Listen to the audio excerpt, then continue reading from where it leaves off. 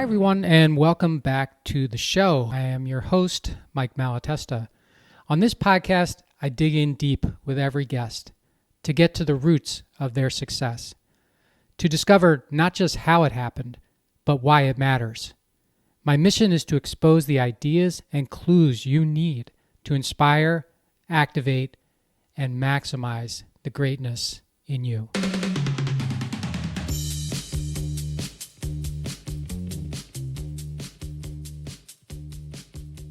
Hey, everybody. Welcome back to the How Did It Happen podcast. So happy to have you here today. And I've got, as I do every week, an amazing success story to share with you. I've got Krisstina Wise on the show with me. Krisstina, welcome to the podcast. Hey, thank you for the invite.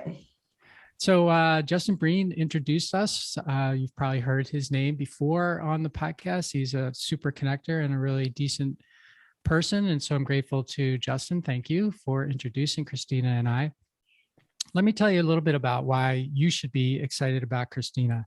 So Krisstina is a financial health coach. She's an author, a serial entrepreneur, a runner, and I love this, a frequent laugher. So I hope we get some frequent laughter out of her today. She's made it her life's work to master money. She is a self-made multi-millionaire with the equivalent of at least 2 PhDs of intense study with some of the business world's most sage and seasoned mentors. Her training and experience has built proven systems that work in both good and, more importantly, sometimes in challenging times. After nearly losing her life in 2013 and spending almost $500,000 to recover, her mission is now to inspire others to build extraordinary wealth and optimal health. Named one of the 100 most influential real estate leaders in the country, she has been featured in USA Today and recognized by Apple and Evernote for her creative leadership with emerging technologies. She is an international speaker, an award-winning author of the Amazon bestseller, Falling for Money, a romance novel for your bank account. That's a really cool, that's a really cool spin on a book. So, and fortunately, we got her to wear her baseball cap today, which she showed up without it. And I was like, what's that? You know, this is part of who you are. So thank you for putting it on, Krisstina. If you want to find out more about Krisstina, you can find her on Twitter at Krisstina Wise, which is KRISSTINAWISE. So Twitter, Instagram, LinkedIn, all the same. Her podcast is Wealthy Podcast, the Wealthy Podcast, which the second wealthy is like wellness, WELLTHY. That's very creative. And her website is wealthywealthy.com and sovereigntyacademy.com, SOVEREIGNTY academy.com. Krisstina, I start every show by asking the guest a simple question, and that is, how did it happen for you? Well, a lot of grit, hard work, failure, falling on my face 10,000 times, and probably standing on the shoulder of a lot of giants to finally be able to, to see things versus, so much trial and error. But that combined with, I think, just true passion and desire of wanting to live a good life, make a great life, make money, build business. And I think that despite the highs and the lows, that was the thing that was always present, was that fire was burning. And from what age, Krisstina, when do you remember that fire beginning to burn? I'm always curious. I love that question because I'm curious when I talk to success stories myself, like, was this a new thing, an old thing? And from when I was young, it was always there, just wanting to innovate or find different ways of doing things. If everybody else was going left, I was kind of wanting to go right, and didn't quite fully relate, I think, for the way others were acting or performing. And not that I didn't go along with things, but I never quite understood it or fit in. Like, like one of my favorite books, The Outliers, just always was, or the Apple, where, the misfits. And I'd have to say that since I can remember, I'd always thought more like that, like a little bit of an outlier, not 100% fit in, a little bit of a misfit. So I'd say, from the very beginning, one way or another. And is there a time that you remember that was sort of the first time, or a time you haven't forgot that everyone was sort of going left and you decided you were going to go right, be a misfit, or however you want to describe it? You know, I don't know if there's I'm sure there's plenty of specific examples, but it's more of just a feeling, like really wanting to fit in, but just not quite fitting in, if that makes sense. And I could get along and do all the things, but things just didn't quite make sense, or the way certain kind of just status quo was. I was like, well, why is everybody doing it that way?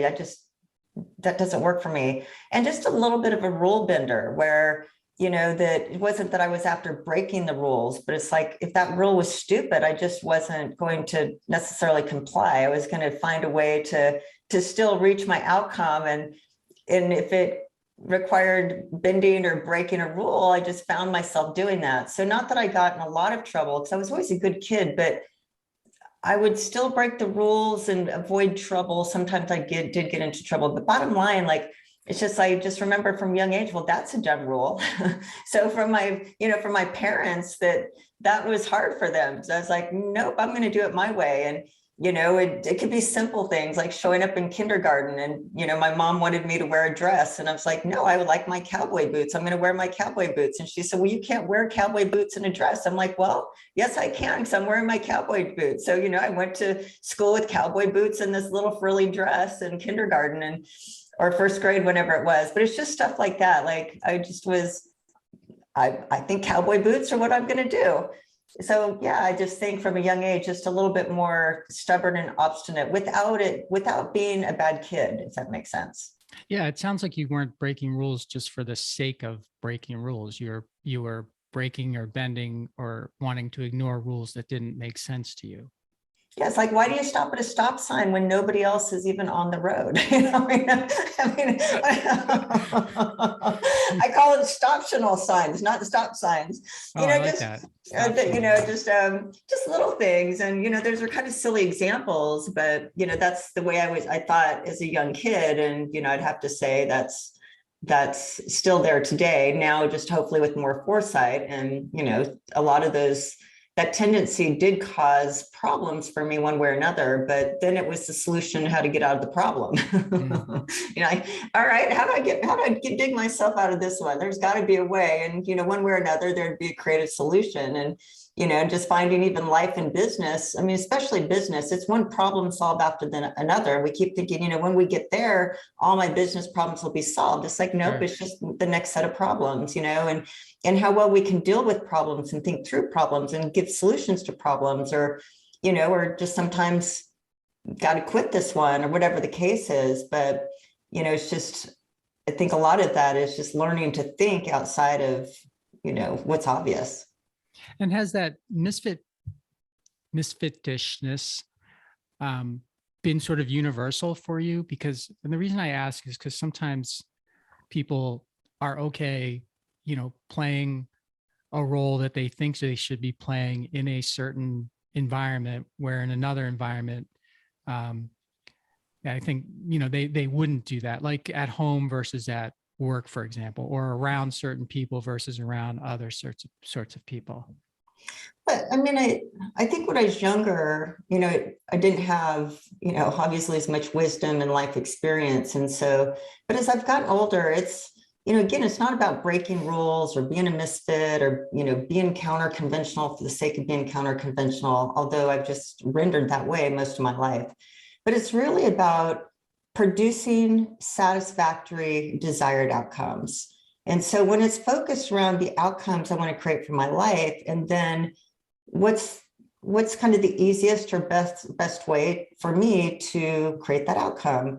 So wherever it is, if it's business or home, but if the same kind of business mechanics don't work at home that work well in business, I'm not going to have satisfactory outcomes at home. Yeah. So that means that there's going to be a different way to behave or perform or create at home to create a nice home environment.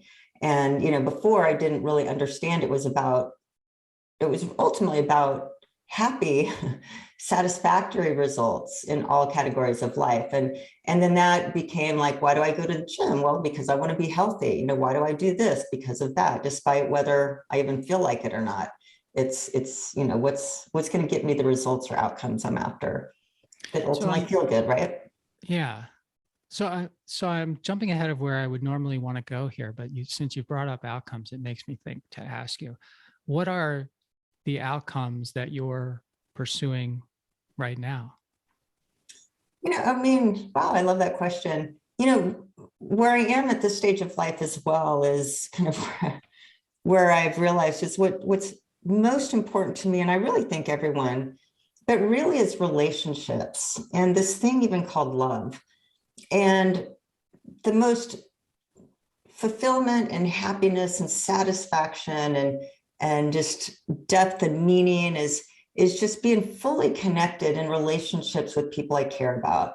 And in some contexts, that's business, but business is less about transactions and numbers like it used to be. And now it's more about outcomes of other people's lives and the impact I want to make through my work and through my purpose. And before, you know, I was so motivated just by, you know, big numbers in my business and saying, hey, I achieved that and I achieved this and all the accolades and the awards and the accomplishments and the success and the feel goods from, you know, all that type of feedback. But really, it was more about ego and it was more about transactions, you know, number of transactions or zeros, whatever you want to call it, that was a motivating factor. But I realized, and, you know, nearly had to die to wake up and learn that lesson. But there wasn't a lot of fulfillment at the end of the day, because wherever I got, it was okay, well, success at this level doesn't feel any different. So kind of happiness or satisfaction must be at the next level. So it's just that perpetual kind of leap to leap to leap, thinking something was going to feel different and jumping even over a lot of people to reach certain levels of success, you know, and so now it's just not about that. Now the whole, even though the results might look the same, how I feel and my intentions behind it are radically different. So like I said, it's less transactional and zeros based and more about, you know, how do I feel by helping other people feel better? How do I feel by making impact through my work and my purpose? How do I feel by seeing transformation happening in others? You know, and so the results, again, aren't about me and hitting certain accomplishments necessarily. It's about how do I feel by helping others feel better. That still produce a certain level of accomplishments, but the results are different on the end. So to answer your question, you know, where I am is really in this relationship piece. Like, how do I create better relationships? How do I do work that makes other people's lives better? How do I connect better with my children? How am I a better friend? You know, because one, it makes other people feel better. And two, what I get in return for that is just so much bigger than trying to go after the next level of success. With that said, I'm still growing this business and doing the things and doing all the business, you know, problems and solutions and how do we grow or how do we do this or, you know, so that doesn't change, but the motivation behind it is dedicated towards an end result of, you know, I want to love what I do by making other people's lives better. Okay, well, I and appreciate love who I am as a result of bringing happiness and joy or some type of betterment to other people. And that's both professionally and personally. So what does that mean? Look at who I am. What do you mean by that? Well, I'd say I kind of say the old Krisstina that she was so motivated, like I said, by success, achievement, accomplishment, awards, you know, having the next, you know, medal one way or another. Yeah. And then today, it's really what motivates me is getting an email that says, oh my gosh, your work changed my life, or, oh, here's a referral, or my kids saying, Mom, thank you, or, you know, whatever the case is, it's just a different motivation. Okay.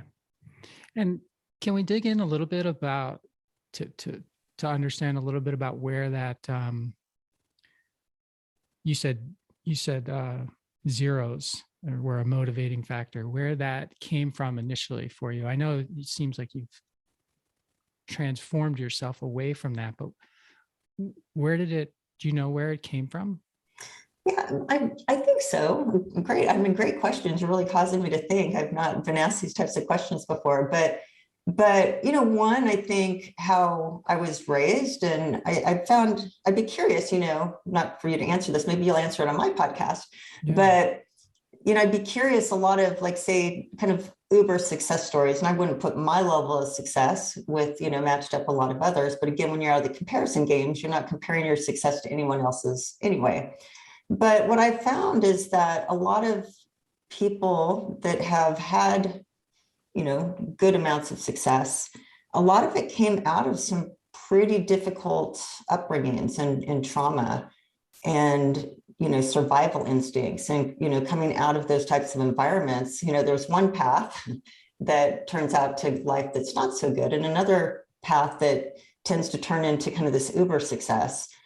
And so some of it, I think the zeros was just so motivated to escape a kind of a bad childhood, maybe in a way, and just wanting to escape and get out. And the more money I could make and the better that I could do, the farther I got away from those beginnings. And it's like I had to prove myself. I needed to, just change things. So it's that combined with probably an innate desire to just kind of be an overperformer anyway, just kind of that was always built in, even young age, playing sports and all the things. Like I just was a performer. And then the third piece is, I think, just kind of the dogma of success and entrepreneurship. Like everything you even hear now is to go from your startup business to 6 figures, to 7 figures, to 8 figures, to 10 figures. And it's as though it's spoken that to be successful, you're always adding that next zero. And so I think that's just part of the cultural kind of entrepreneurship business dogma, that that's the be all end all. And I certainly, was in that type of narrative or belief, because that's all I heard and that's all I studied and that's all I was working to do. And, I even found myself in a situation where, following all that, say, street advice, business street advice, that I heard from everywhere, every mastermind, everything was about growth, growth, growth, growth. And I was in perpetual growth. And like I said, no matter where I got, it was never good enough, as though more is always better. And that was in every category of my life, which ultimately took me down in every category. But what I learned is I even built this business that had lots of zeros, but I was stressed out all the time. And, really, I thought I was doing this towards like freedom. That's the thing where I'll talk about financial freedom or freedom this or freedom that. And I realized I had no freedom. My business owned me, my employees, my everything. I was stressed out all the time. I couldn't be present at home. My phone never stopped ringing, and it nearly killed me. And I just thought, this is no life. Like I did everything that I was kind of told to do. And I wound up with a business I hate and all these problems and stressed out all the time. And I'm missing my family and all these things. It's like, what the hell am I doing? Right. And I had to be taken out at both knees to basically wake me up. But, now my life is very much different. It truly is about freedom. It's like, how do I design my business that really serves my desire to be free and have my time, and to make sure that I have enough space to be happy and to dedicate towards what's most important to me. So now, business is designed in a way that allows me to make a lot of choices, And, it's kind of, I'm glad you shared that with us, because this whole freedom concept, that being an entrepreneur is about freedom, owning a business is about freedom, is you sound like you probably have a strategic coach connection. But I think that that's actually really rare. I think a lot of people get into becoming what they call an entrepreneur or a business owner for not for freedom so much as it is to get away from something they don't like. Like they say, well, find a problem and solve the problem, and some people do that, but I think more people are running away from something they don't like, or someone who's mistreated them or whatever. And it's kind of like, I'll show you. That's not that, and that's a motivation to get into business, but it's not a motivation to get into business to be free. It's a motivation to get into business to get back at somebody else, to prove somebody else wrong. What do you think about that? Does that resonate? Oh, it totally resonates. I mean, I smile because that was that kind of first half of my life. Like I didn't know it Yeah, at the time, me but I was too. totally in that story of like, I want to say F you to all those people, and like, look at me now. Yeah. And that, now it wasn't a conscious thought, but subconsciously, I think it was really running the show for, a good portion of my, professional career. Yeah, me too. And what, our stories are no doubt different, but the thing that I compounded that with was anytime I felt threatened, meaning that I felt I was underperforming somebody that I was trying to outperform, I would just push the gas down more because I wasn't willing to accept that.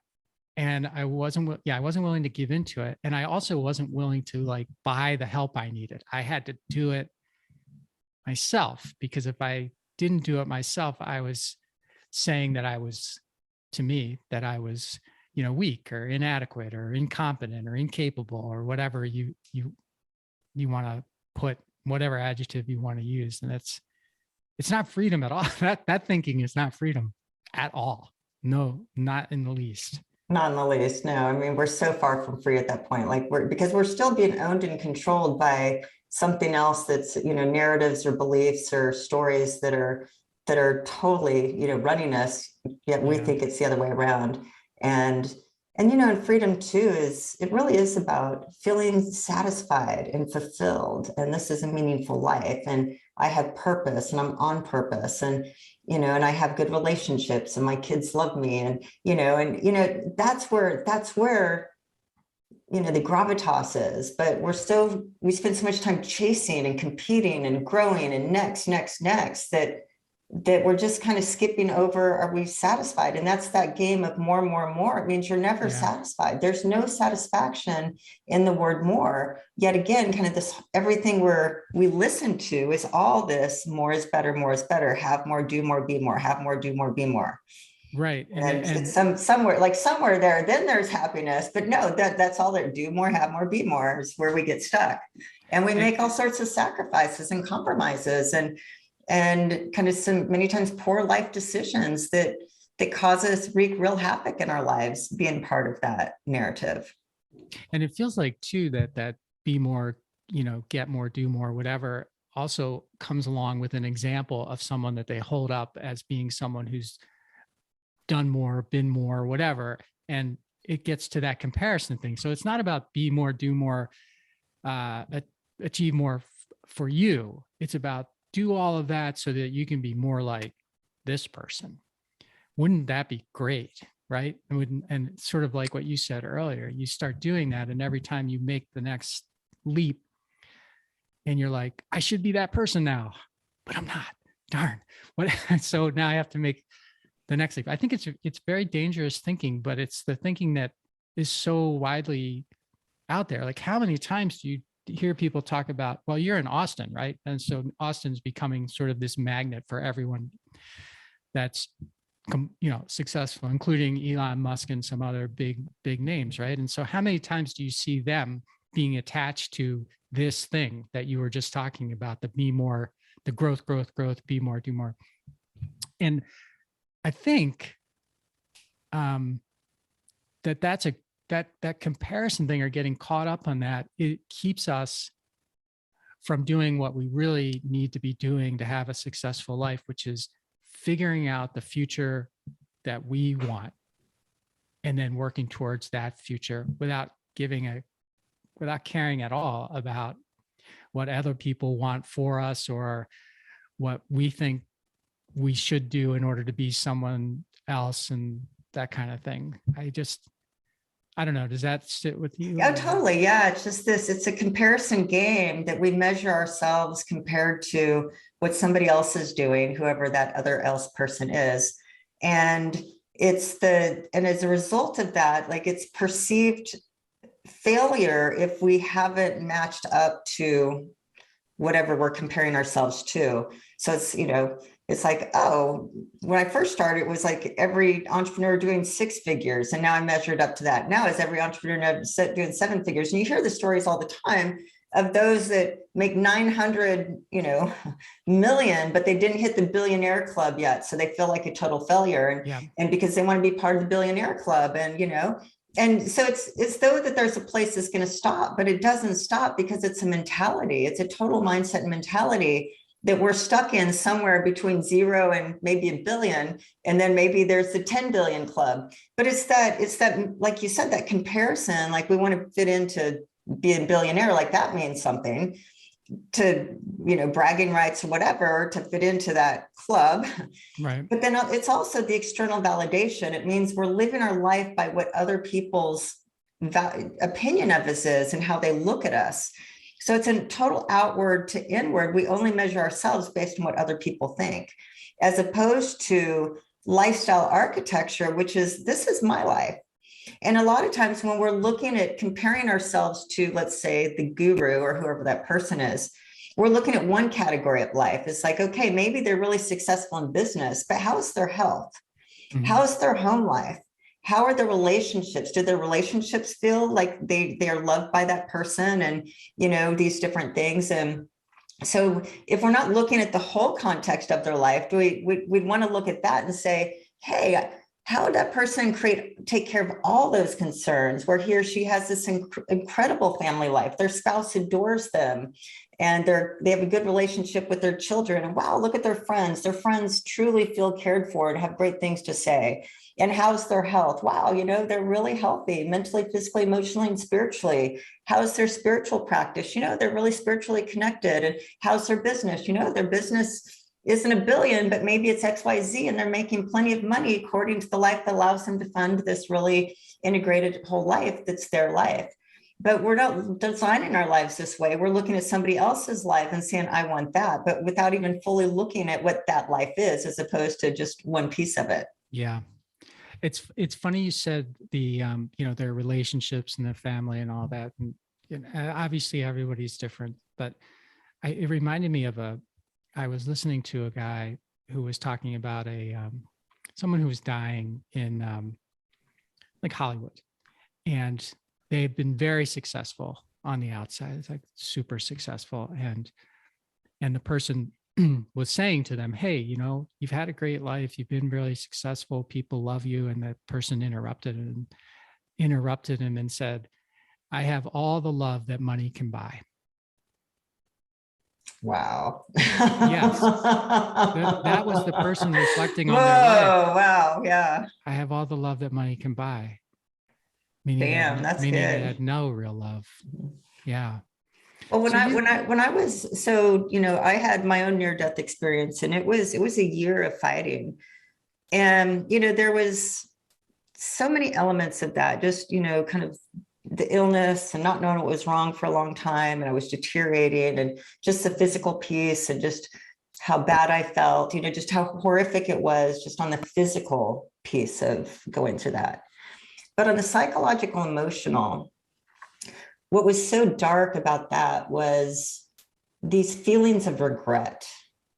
And, to all the listeners, I don't know, we all have regrets here and there, there's a lot of things, if I could do over, and I have regrets, and knowing what I know now, I would have done things differently for sure in many cases, but it wasn't that type of thing. This was like deep regret. I mean, just painful, dark, sad regret, because that's where it became, we hear those things like, yeah, on your deathbed, you're going to not care about that last zero. You're going to care about, and it's true. We kind of get it, like, of course, in a way, but I mean, I was so sad, filled with just so much remorse and regret. Remorse for the people I hurt just in my, my just conquest to just achieve, succeed. Not that I was a bad person, but still, like, I just saw all these things that I wasn't proud of, that like, and so I just, that remorse of like, damn, Krisstina, you hurt a lot of people in your success journey. And so I was left with that. Like, I didn't have a chance to, like, later on, I cleared all that up. Fortunately, I got a chance to do that. But when I didn't think I really had the time to do it, I left with that. Like, oh my God, that's not the human that I wanted to be. That's not what I wanted people to think of me, type of thing. Sure. They saw my success and high accolades, but a lot of underneath that success was stuff I wasn't proud of, that hurt people that, the public couldn't necessarily see. So there's that piece that I was left with.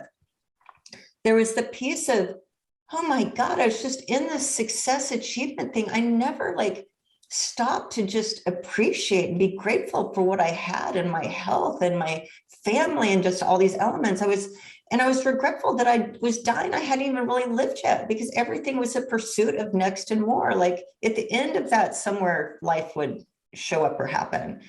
And so that regret and remorse was devastating, outside of all the energy to try to fight for my life and do these other things. And so that, thank God I had that, because it was the wake-up call I needed, probably called in.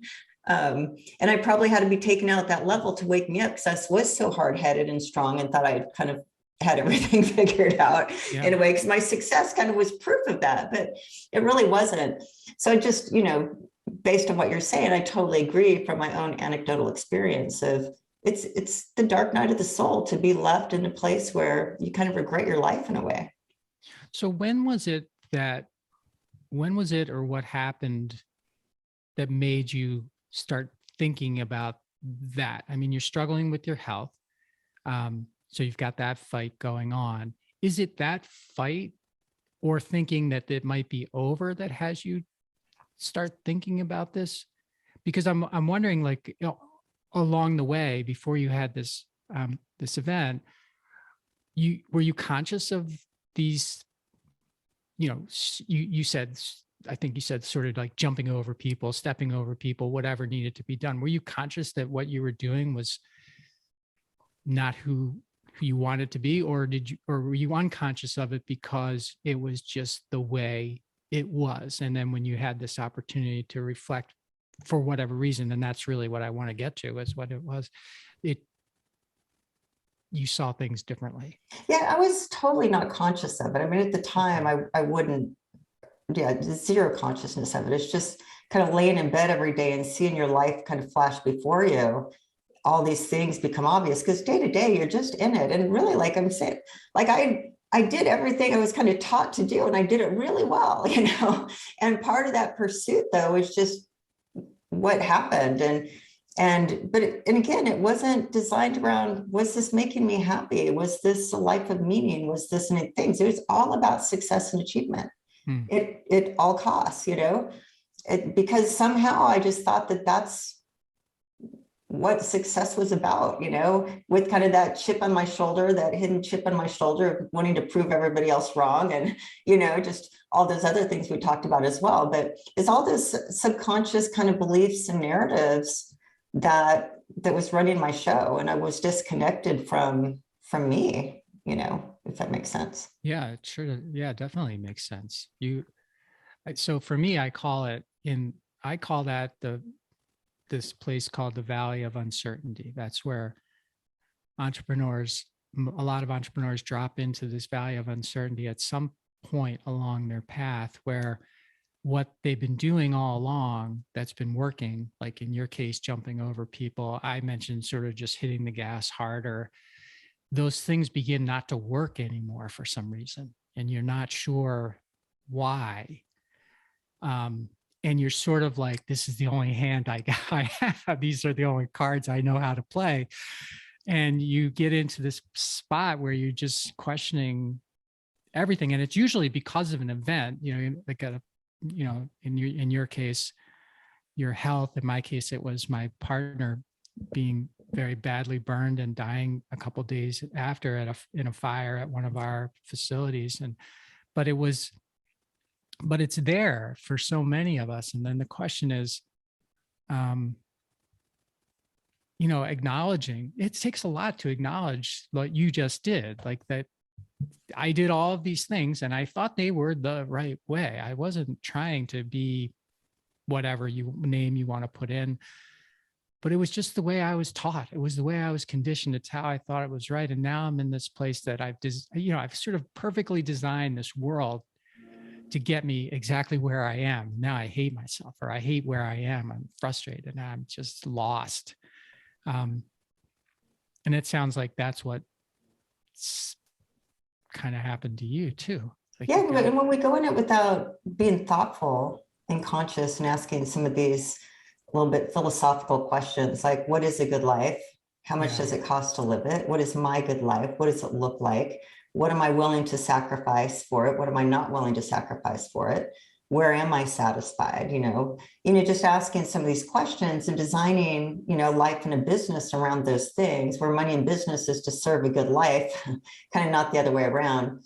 But it's really asking the question, what is my good life? And how many of us really sit down to think about that and design kind of the path for creating that over time, as opposed to just build a big business. And I can't tell you now the number of entrepreneurs I've talked to have been very successful in business. And like I said, it's come at a big cost: relationships, marriages, unhealthy, non-existent relationships with children, or children maybe that went off on a bad track because of certain things, and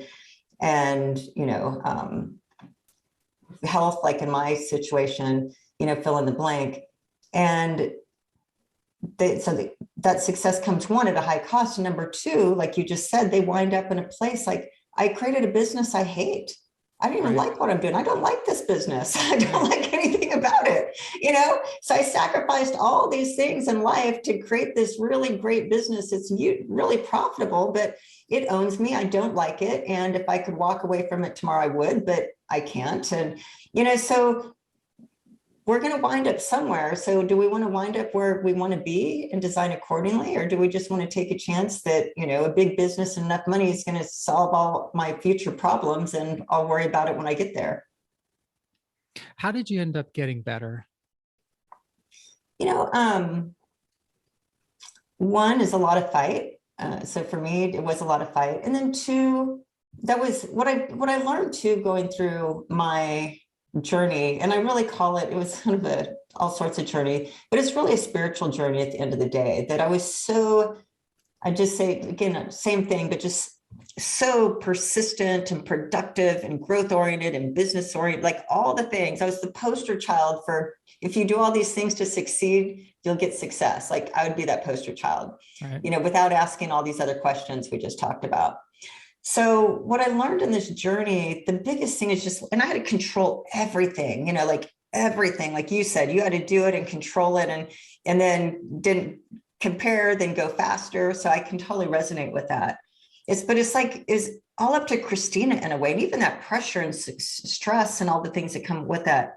Part of going through my healing journey was just this surrender. I just had to surrender. I had to let go. And it was the hardest thing I've probably ever done. But now my life is so surrendered, and I don't have this need to control it. So to answer your question, it was kind of equal parts. I'm a fighter. I'm resilient as hell. I've got tons of grit, all the stuff that kind of are those underlying kind of success characteristics. At the same time, it was just letting go and calling in higher power and source, and getting really connected to just having a spiritual connection, and letting kind of the magic happen, and saying, all right, I'm just, versus fighting so far hard and going out there to try to find all the solutions and answers, which is my nature. I'm just going to sit back and call things in and let things drop in. And so I had a lot of miracles and people and things that came in and were able to just magically diagnose. But it wasn't, what I'm trying to say is like, yeah, I have all those things in me, but it's finally letting go of a lot of that and just welcoming in and surrendering and letting my body and do these different things. That's where the healing really started happening, which is so kind of counterintuitive and ironic in a way, that it was that piece that ultimately let me start getting well. But I had to fully let go. I had to fully surrender. I had to fully just say, I'm here. I'm going to trust. I'm going to have faith. There's so much of this I can't control. And yeah, that's when, the light started to turn back on. Well, congratulations, by the way, just thank you, first and foremost. But as you were talking about that, I thought to myself, okay, I can get completely on board with that. You have this crisis, right? And the crisis makes you think about survival, and it also makes you think about what led me to here. You start to think about, you know, things that you would do differently if you had to, because that's the way you start thinking when you get to a point where you feel like your survival might be in question, or maybe it is in question. I've seen people do that before. They go through that process and then they get better and they go back, as opposed to get better and go forward with these revelations or whatever you want to call them. How did you not go back? Yeah, for me, when it was so, like, again, those are patterns, like you said, we go back because we're so deeply patterned and that's all we know. And so to not go back has to be very intentional, in my opinion. So I sold everything.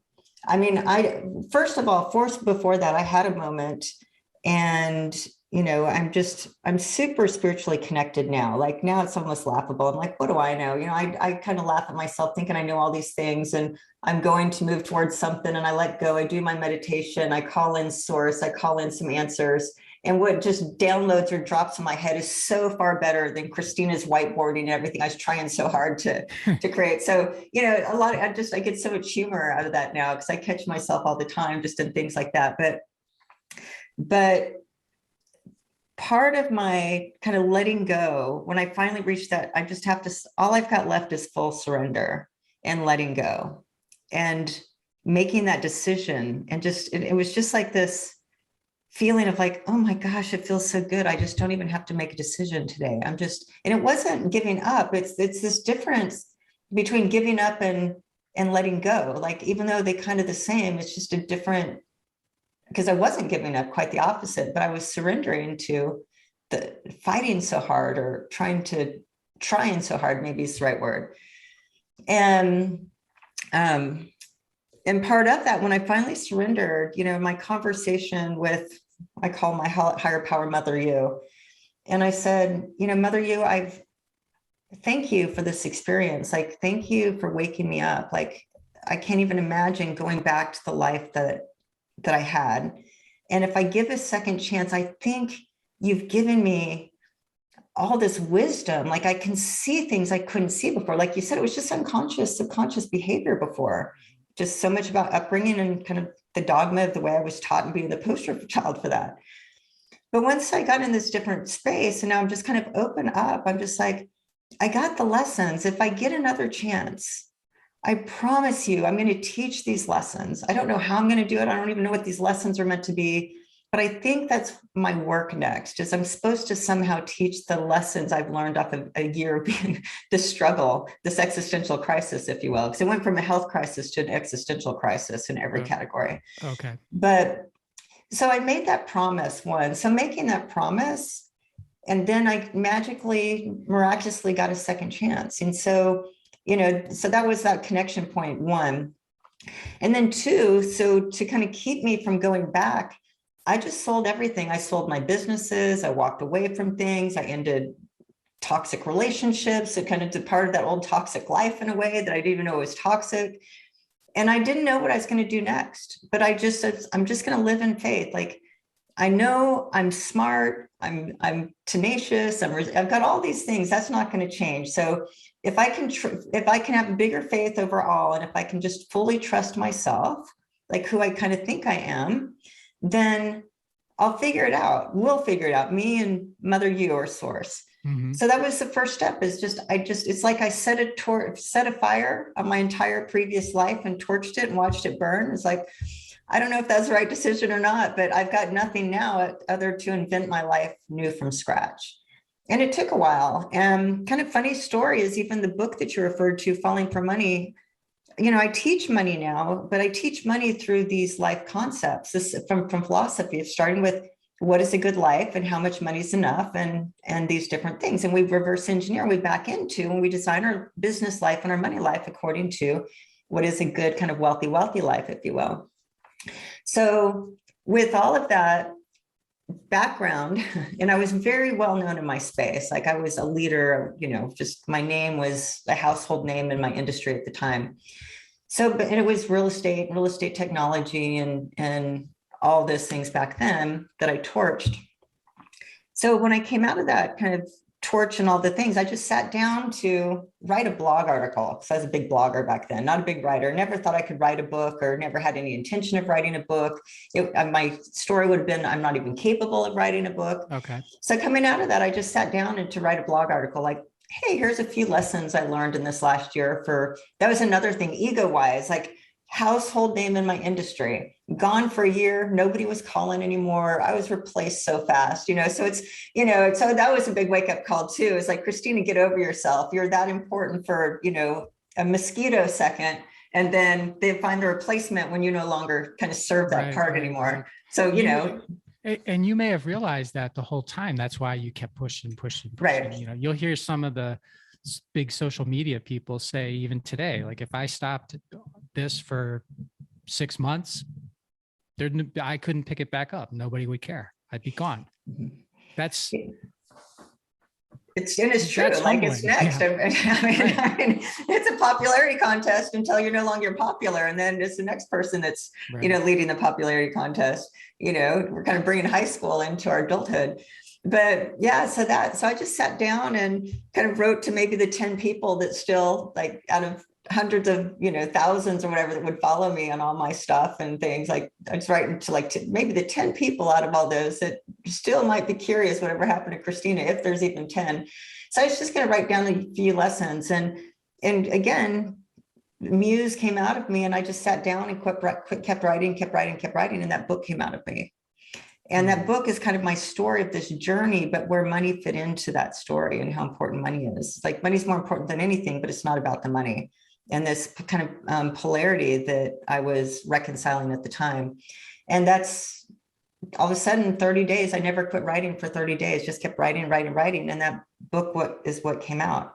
And so I sat, if you'd had a crystal ball before I got sick and said, as a fortune teller, that what was 100% accuracy always told the fortune, and that fortune teller, like, 2012 would have said, Krisstina, in your future, you're going to be doing what I'm doing now. That is like the biggest load of crap.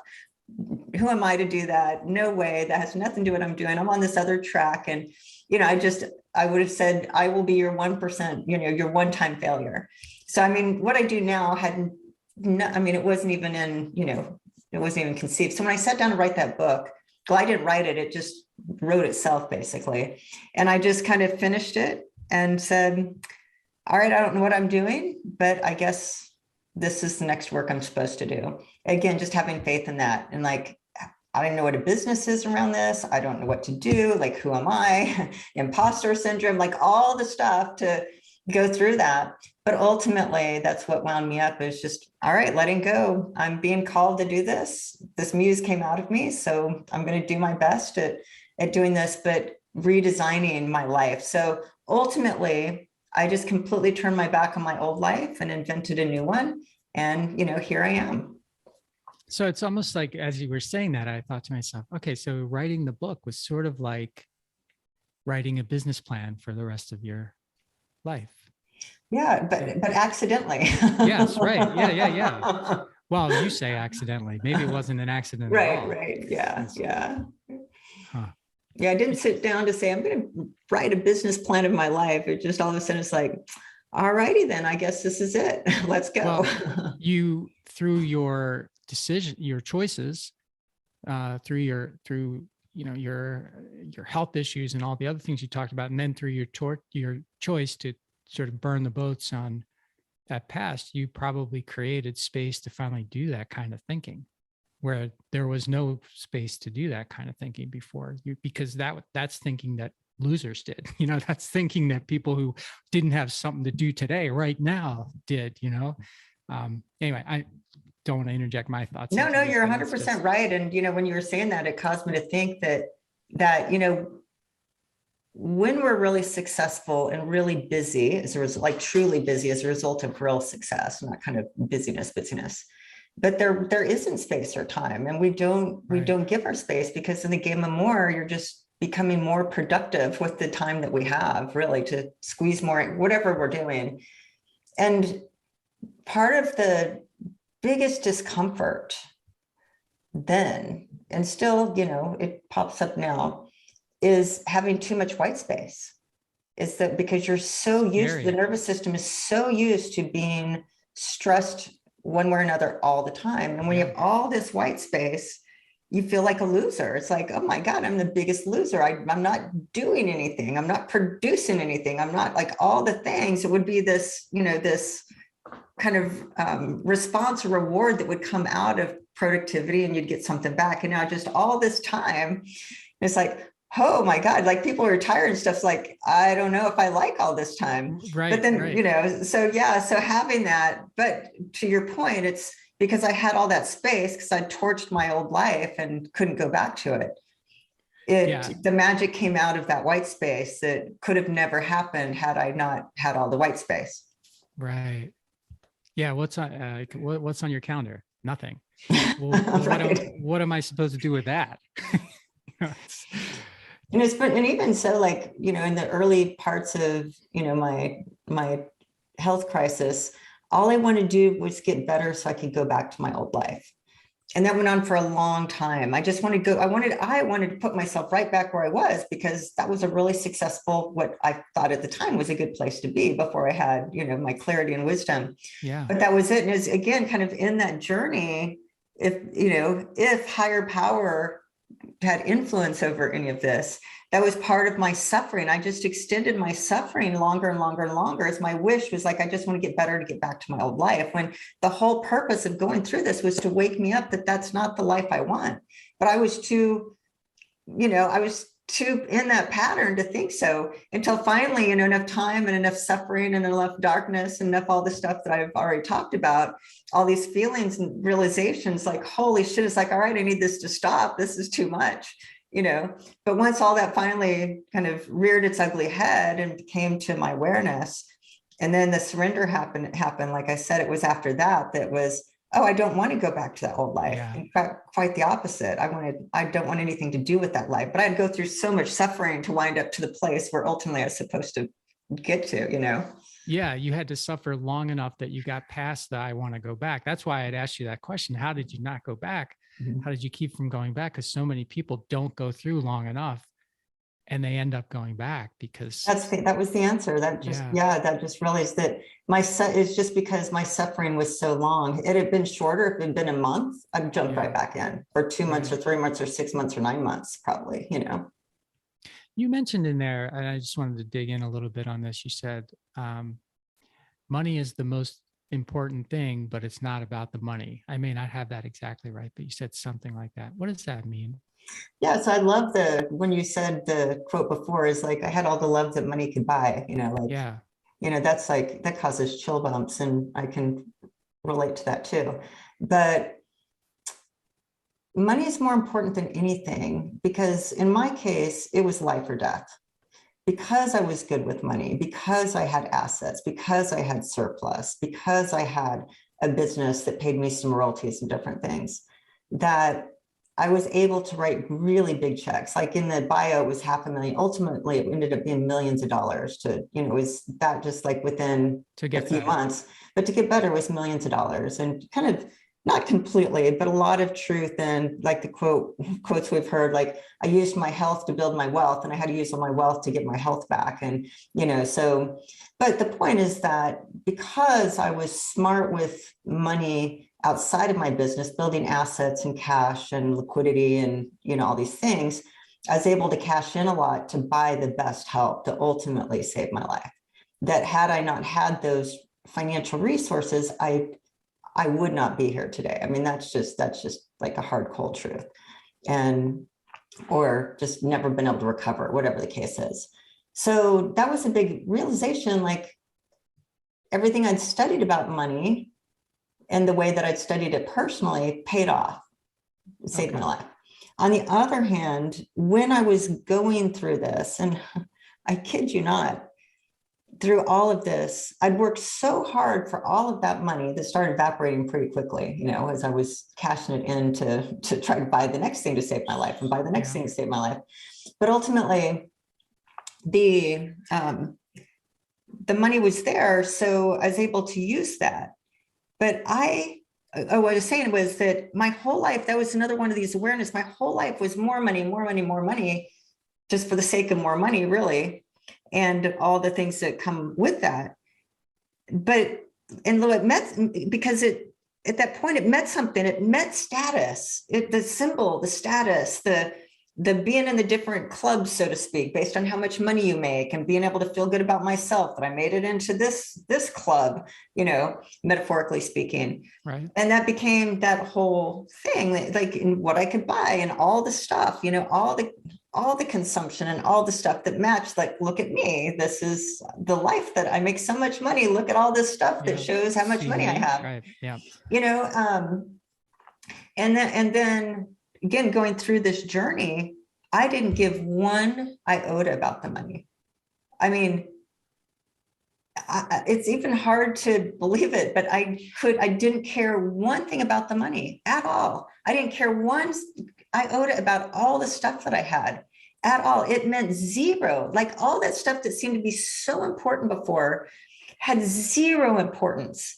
In fact, quite the opposite. I was in that remorse and regret because of all the other stuff, this life stuff I missed in pursuit of all that stuff. So it was just this very interesting experience where I was having all the money, the only meaning the money had mattered, without any emotional connection whatsoever, as I was able to write the next check to try to find the next solution. But other than that, nothing. And so it's really going through that I realized, like, oh, money is more important than anything, but not for what we think it is. Because it can underwrite the cost of a good life, or saving your life if you need it, or creating certain experiences and memories with people you care about, or, creating an environment that's healthy and safe and fulfilling, and, but where the money serves us versus us serving the money and the success and all these things is kind of on the flip flop.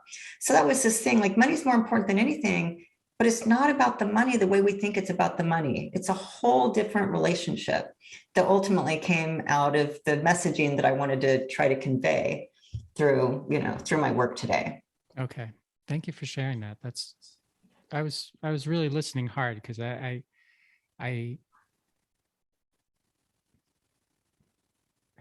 money.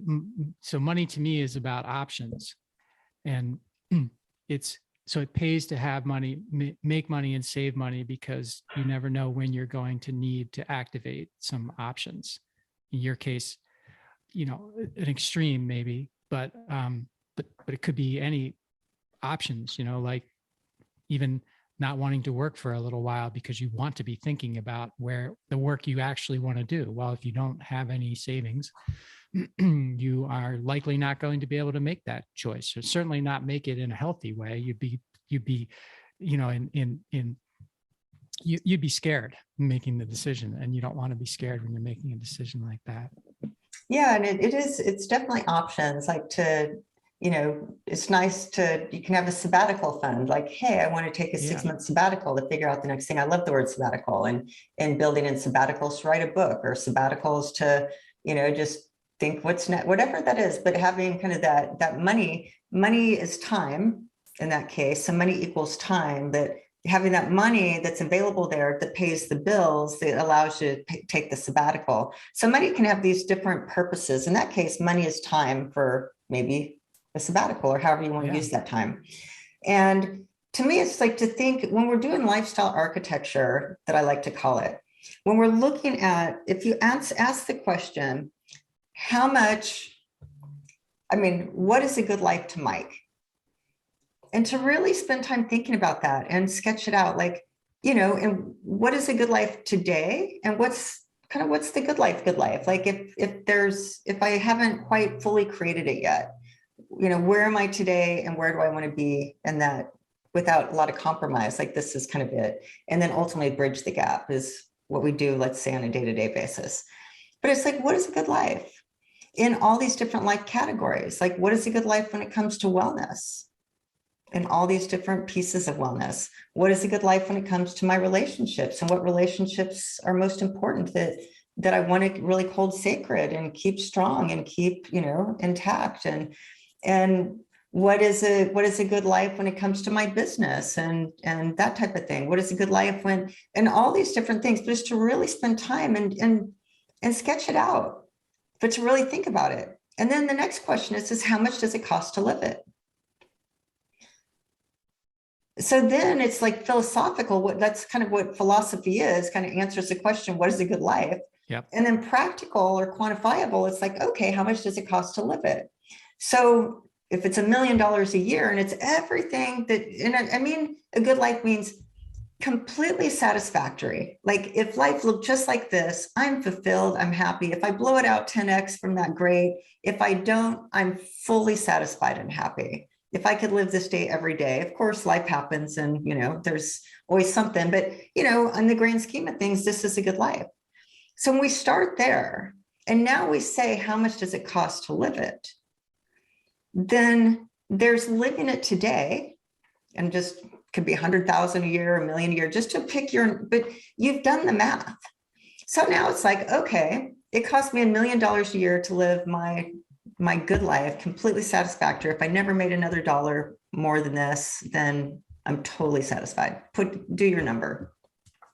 Then we can go back to the business and say, all right, the business needs to profit $1 million a year. So now my business strategy it doesn't have to be $1 billion in this case, if that's what everybody else is talking about. Your business is based on your profit margin. Let's just say it's a $3 million business to get $1 million profit. Now your whole business model can be a $3 million business. You don't have to do 10 or 20 or 50 and all the problems and sacrifices and trade-offs that come with that, because it's always a trade-off. Your number is 3 million to get $1 million, to do the lifestyle cost of $1 billion. But it might be higher than that, because then we're always working today in the money piece. Our working selves today are working for two selves. We're working for our current self and our current lifestyle. Let's say that cost $1 million a year. But ultimately, it's some future age. We don't want to have to work at all or as hard, or to use your words, the choice to work. So that's kind of financial independence, meaning we're independent financially, that any work that we do is fully by choice, not because I have to make the money in my business to pay any bills. So every dollar we're making today is to pay for a life today, that hopefully is a good life, and to build out our future self life for tomorrow. And that's whatever net worth that. So if it's $1 million a year, then you're going to have to build a net worth or portfolio that's going to throw off $1 million a year that will replace your working income, so that if you can't sell your business or don't want to sell your business or just want to torch it and walk away from it, your assets now become your business that provides the $1 million a year. So, but now we can reverse engineer, and this is all very simple math. Just know how much money is enough. How much money do I need to make today, and how much do I need to put away for tomorrow?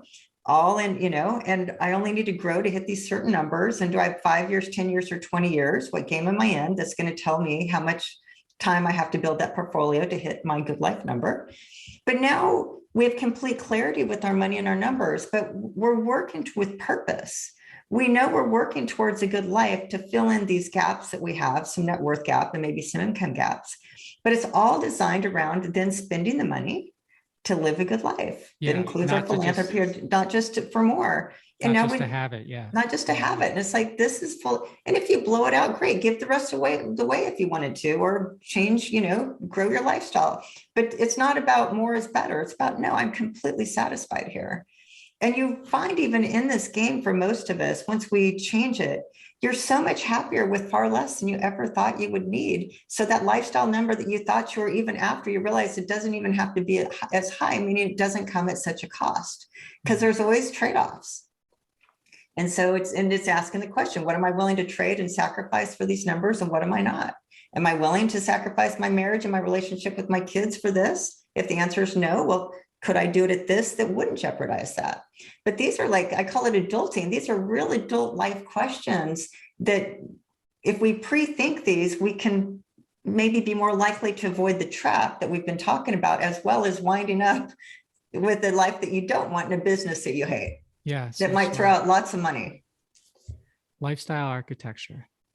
Who are the kind of people that you like to work with as we wrap up here, Krisstina? Yeah, just entrepreneurs, because we do have, because I think as natural entrepreneurs, we're wired a little bit differently. And we do have these desires to do the things we're talking about. We just don't have any guide for what it is we really want to create. And we're innovators and we're creators and we're risk takers and, and we want to make the world a better place. So all these things, but, it's like, we want to make sure we're taking care of our own life and being good people while we're building these great businesses that ultimately help other people be better too. Yeah. Because if we're not doing that, we're not helping other people be better. Right. It's just,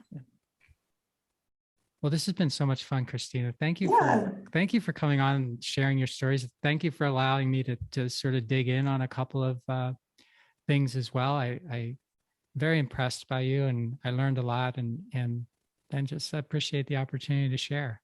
My pleasure. You're a great interviewer. You pulled stuff out of me that I never talk about or never really, thought about publicly. So thank you. I really enjoyed it.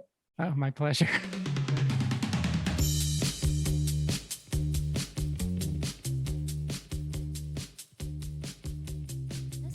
Is brought to you by Wincheck Studios. We are an all-in-one educational platform for podcasters that revolutionizes how hosts leverage content to increase engagement with listeners, downloads, and income. We come together to focus on community, collaboration, and collective impact. For more information on how you can interact directly with our hosts, access exclusive live content with offers you can't get anywhere else from our official partners, join our purpose-driven community by visiting www.winject.com. If you're ready to build a career doing what you love, then we're ready to see you there.